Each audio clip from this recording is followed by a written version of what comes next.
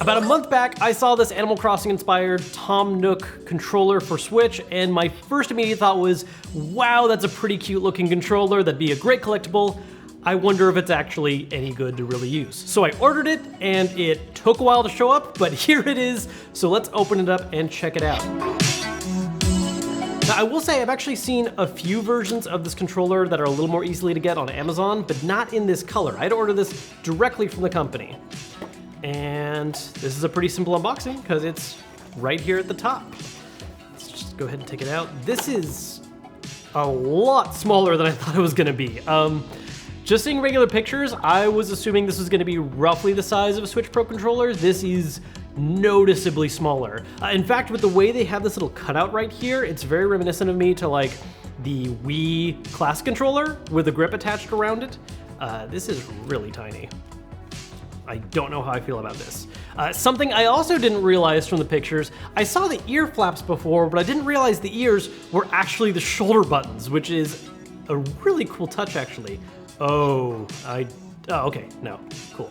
For a second I thought that you were supposed to kind of lean into the ear. Don't do that, does not work. Gotta press directly down, which still doesn't feel super awesome. I'm gonna test that out a little more in depth later. But yeah, super cute looking controller, very tiny.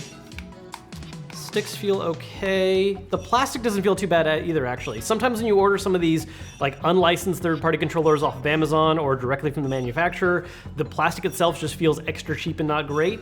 This one actually feels pretty good. It's got a decent dense weight to it. This is a full-featured one, so it's a wireless controller, obviously. It also has rumble, which we'll test out how that is, gyro controls, all that good stuff. So let's actually try it out. Also, real quick, we're on the subject of just weird third-party controllers off Amazon. One of the things that's always kind of a tough decision with those is you have no idea where this is actually coming from, because you'll see multiple companies with different names selling the exact same controller, sometimes at least in different colors. And a really good sign of it on this controller is the fact that the company name Stoga is just a sticker on the box. Nowhere else on this box does it say Stoga. It's got a picture of the controller, it's got a list of the features, all that stuff, but the company that supposedly makes it and I ordered it from is a sticker they put on after the fact. So that's kind of weird.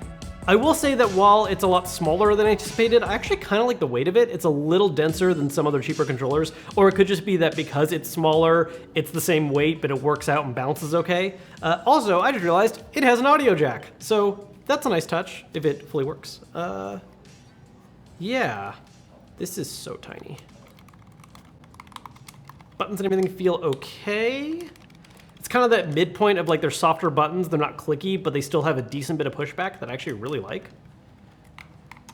Yeah. Okay. Let's play some games.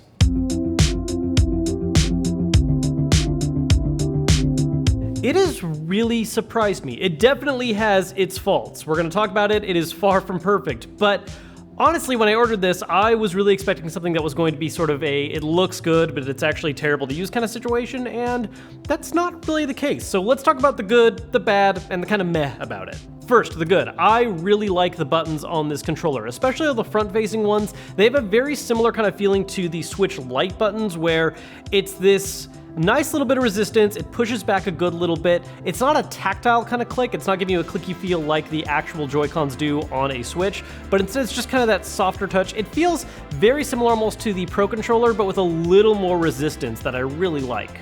Same goes for the sticks. I really like the tension on the sticks themselves, and while it doesn't have a perfectly frictionless ring, which is usually something you just see in like a Pro controller, the one on here is still really, really nice. It doesn't have any kind of noticeable coarseness to it that I really appreciate. A lot of the features get their job done. Motion controls, for instance, work really well. It's got that audio out for those games that allow you to support using a direct headset, and its turbo button not only gives you a turbo option if you want to have one, but it's even a customizable one, so you can do things like upping or lowering the frequency of how often it's pressing the button that you want it to rapid fire. And one other small feature that I know is a make or break for some people out there is, yes, it does wake up your Switch from sleep mode wirelessly. You don't have to plug anything in, you can just do it, and you're good to go.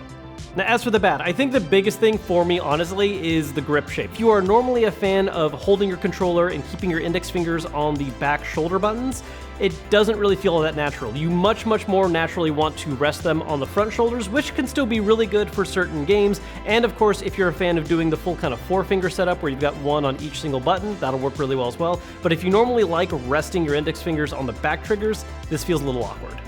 Speaking of the shoulder buttons, this is something of a minor annoyance, but it's an annoyance nonetheless.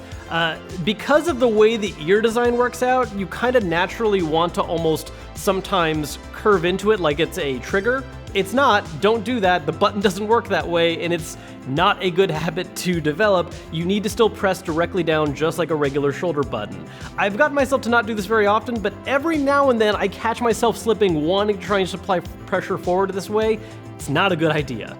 One other very minor thing, and honestly, this is almost completely ignorable, I hate the syncing button. It doesn't really feel like you're pressing it, and so sometimes when you're first setting it up, it can be a little annoying, but considering you don't have to press it very often and it's not really affecting actual gameplay, not a huge deal. The really only final thing that does bother me about this design, though, is while I like the tension and feel of the sticks themselves, they are a little overly sensitive. It reads full tilt well before you're actually fully tilting the control stick.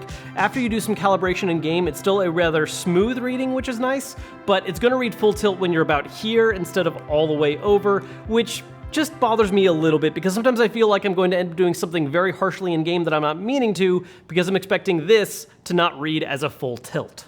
However, because I did want the perspective of someone who's used to using it with smaller hands, I actually let my fiancée Christine play with this for a little while, and over the course of playing games for a few hours with it, she actually found this to be more comfortable for her compared to using the regular Switch Pro controller or even the Joy-Cons in a grip.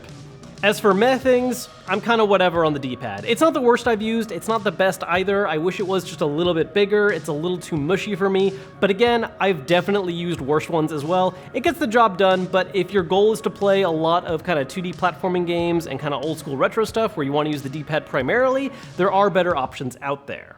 And that's really it when it comes to downsides. I mean, a lot of them are small inconveniences, but nothing is so terrible that would cause me to recommend against using this controller. Honestly, the only thing about it that can be a major turnoff is its very small size, and that comes down to personal preference. And that's what I think is honestly the really cool selling point of this controller, outside of the fact that, of course, it is a very cute design. If you don't like the size of current controllers out there, because a lot of them do kind of favor a medium to large size, if you want something that's smaller, this is one of the first options I've used that I actually really like using. This is funny timing too, because Hori actually even just announced a mini pad they're doing for the Switch, which I'm not really a big fan of the art design on that one, but it is an example of more small controllers coming out for the Switch for those of you that don't like the larger size ones, and this is a great starting point, especially if you're a fan of Animal Crossing and want something that's a little cute to use.